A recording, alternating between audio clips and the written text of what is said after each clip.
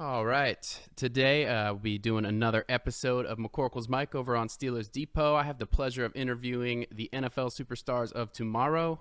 Today, I have the pleasure of welcoming Ben Mason out of Michigan. Ben, thank you so much for joining me, man. Hey, thank you, Ross. Thank you for having me on. Yeah, I appreciate it for sure. I know you guys have a lot going on right now, so thank you for carving time out of your schedule. So, first off, hopping right in, I noticed you have a nickname, Bench. It's in your Twitter handle and everything. So, tell me about how you got that nickname. I got that nickname probably back freshman year of high school. I came in and I benched, I think, 315 as a freshman, and some of the upperclassmen just gave me that nickname. And then it's just I really like lifting weights, so that's a part of it. So, uh, I was hoping for some more reps on the bench. 29, it's good, but I definitely wanted to get in the 30s. So, but 29 is definitely good anyway. Yeah, that pro day performance that you just had. What was that last week? And we'll get into Yeah. that in just a little bit. You played for Jim Harbaugh in college, obviously at Michigan. He's known for some wild and out of the box recruiting methods that always seem to make headlines. So tell me about your recruitment process going into Michigan. Yeah. So coming into Michigan, I was kind of recruited by a lot of the Northeast schools to start off with, like my freshman and sophomore year of high school. And then I started to get a little bit more national towards the end of my sophomore, junior year. It's got a lot of the Big Ten schools, some of the Pac-12, and then a lot of like the Ivy League schools too. So I wanted to go to a place that had good academics, but I also could play really high level football. And Michigan was the perfect fit.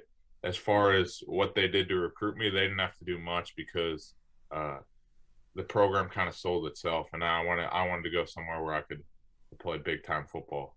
So I really enjoyed playing for Coach Harbaugh, though. Great coach. Yeah, absolutely. Well, going back to high school, I understand you played a little bit of inside linebacker, and obviously you made the transition at some point to offense. So, were you playing offense as well back in high school, or how did that transition go down? Yeah, so in high school, I played a little bit of everything on the offensive side of the ball. Kind of played running back, fullback, tight end, a little bit of like wildcat quarterback. Um, and then on defense, I was primarily a linebacker, which was like my main position. I actually started there as a freshman, and then sophomore year, I kind of played uh, a little bit of offense as well, and then just started playing more and more offense as my career went on. Um, but the transition kind of came about after my first spring ball in college. I actually early enrolled at Michigan and uh, did spring ball at linebacker. Did really well, um, but it was just a better opportunity to see the field at fullback. And Coach Harbaugh uh, saw me as a natural fit at fullback, and I just really loved the position. So that's kind of how the transition transpired.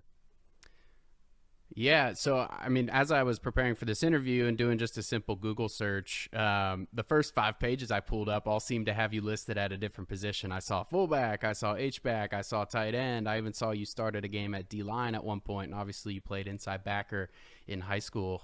So that speaks to your versatility as an athlete, obviously. But tell me about how playing all these different positions kind of helped your game overall. Definitely. So on the offensive side of the ball, I think a lot of the positions that I played in college are really similar. Just however you want to call it, whether it's a fullback, H back, tight end. At the end of the day, you got to be able to block, catch, and run the football. And I can do all those things really well. So, whatever position you want to call me, that's great. But I look at myself as a fullback, and I'm willing to do a lot of things from that position. Um, and then as far as how playing on the defensive side of the ball has helped me, I think playing defensive tackle really helped me the most because that was my junior year of college. And I'd never played that position ever in my life. I was always a linebacker, like you said, growing up. And just having to make that transition and I had to get up to about 278, 280 pounds, um, which was really big for me. And just having to take on those double teams from guys like Cesar Ruiz and Michael Wayne and just a lot of good offensive linemen. Jalen Mayfield, John Runyon. I was going up against those guys every single day in practice, and it made me a better fullback in turn, because when you go up against them, it's a different style in terms of leverage. So now when you hit linebackers and safeties and defensive ends, it definitely feels a little bit different. Yeah, no, I absolutely understand that. And between all those different positions, that you have experience with, and the conversations you've been having with NFL coaches, where do you see, or where do the coaches kind of see your best fit at the next level?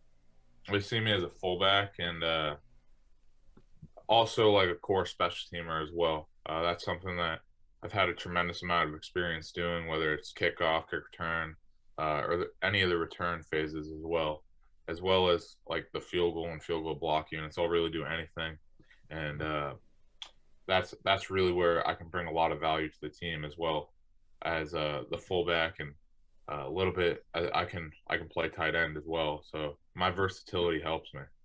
For sure. I know a lot of players who just get drafted. The special teams is definitely the route to getting the quickest playing time. So it's good to hear that you are willing and also have experience in that area.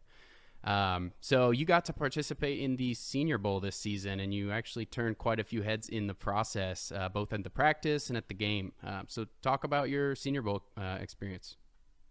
The Senior Bowl experience was great, just having the opportunity to compete against a lot of the best seniors around the country, and it was definitely a really competitive atmosphere, and that's something that I really thrive on. I've always loved competition, and when you throw the best guys out there, that's only going to make you a better player, and make you rise to higher expectations. So um, that's really what I took away from the week, and I definitely got some good competition out there. And uh, another great part was just having the opportunity to meet with every team, and that was really cool, because in this process, the way with COVID going, you don't have the experience of meeting face to face with scouts and GMs on a daily basis. So that was really the only opportunity that anyone really had to do that. So that was definitely big, just getting in front of people and let them see my personality. Yeah, that's got to be exciting. Obviously, moving into the NFL, you'll be playing against higher caliber players moving forward. So just getting a little taste of that at the Senior Bowl, I'm sure that was a lot of fun for you. You also just had your pro day. We mentioned that earlier. You were talking about the bench press, and you did put up some impressive numbers in some of the different drills. Were you pleased with your overall performance at the pro day? I was really pleased with my overall performance. Thought I ran well, jumped well, and benched well too. But there's some numbers that maybe I would thought I could have done a little faster, a little better at. But for the most part, I feel like I checked all the boxes. Yeah, I saw that. What, 36 or 35-inch vertical? That's pretty 37 and a impressive. half 37, yeah, vertical. very well done. Thank you. Yeah, so 2020, you mentioned this COVID and stuff, but it was obviously a weird year for everyone, especially athletes. You guys are so routine oriented, going through your summer camp and all of that. And a lot of that routine was thrown off in a big way by COVID in 2020. And you were a team captain for Michigan in 2020. So talk to me about leading a team through such an uncertain year like 2020. Definitely. And I think really it's something that no one's ever really dealt with. And it might be a little bit tougher, because um, when there was a lot of different protocols within the facility, that maybe it would push certain guys out of the facility maybe earlier than uh, they would have been. And as a team captain, the whole goal for me was, let's get people in the safest way possible to be around each other and be uh, around football things, whether that's, hey, let's stay after and catch some jugs, or let's take care of our bodies and hit the ice baths, and just think different things like that. That was probably the biggest difficulty to navigate around, because hanging around in the facility and getting better with your teammates is definitely a huge way that you establish a team culture. So that might have been something that a lot of teams miss. Yeah, absolutely. I can imagine.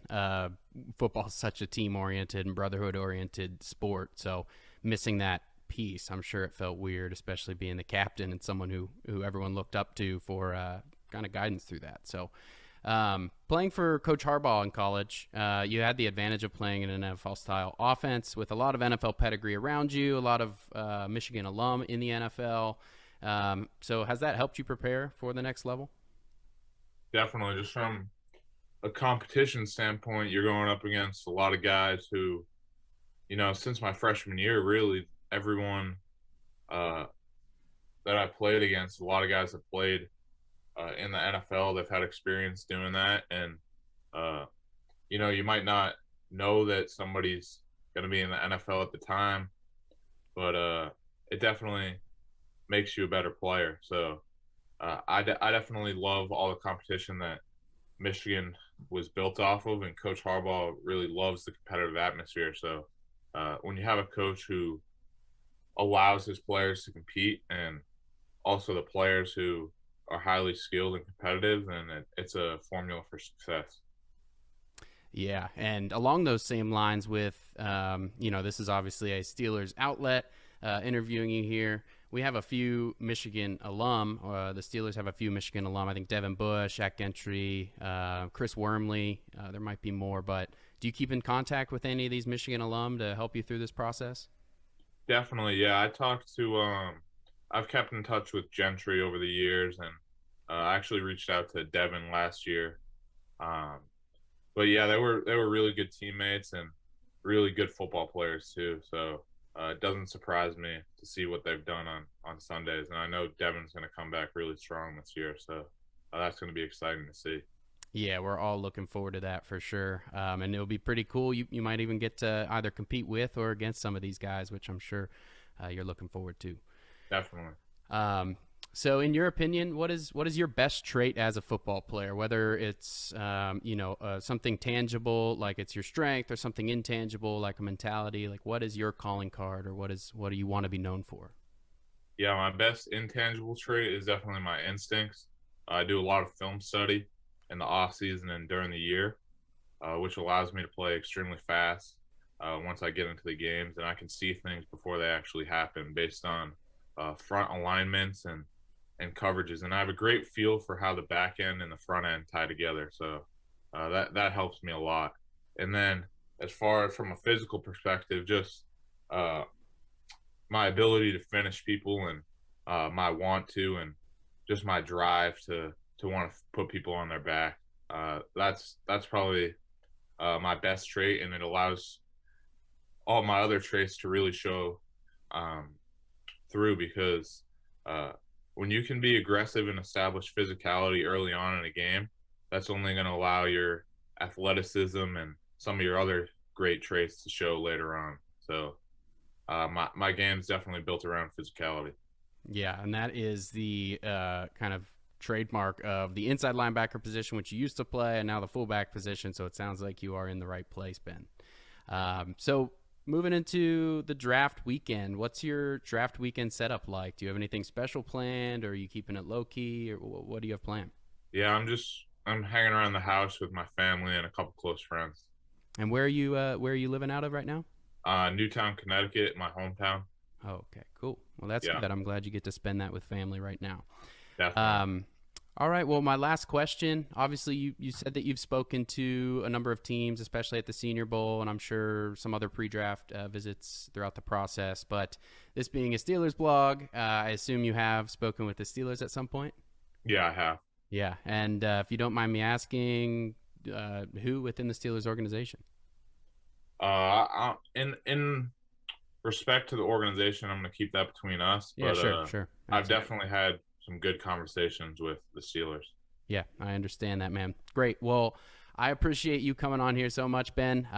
You are, definitely busy, so I appreciate you carving time out of your schedule for me and for the website. I'm excited for you. I'm excited for your family. I look forward to hearing your name called on draft day. And yeah, best of luck to you. Thank you. Thank you so much for having me on. Yeah, of course. All right. Well, thank you guys for tuning in for another episode of McCorkle's Mic on Steelers Depot. Make sure to follow Ben Mason at BenchMason42, I believe. Is that right? Yep. Yep, at BenchMason42. Give him a follow, show him some love, and stay tuned for the next episode.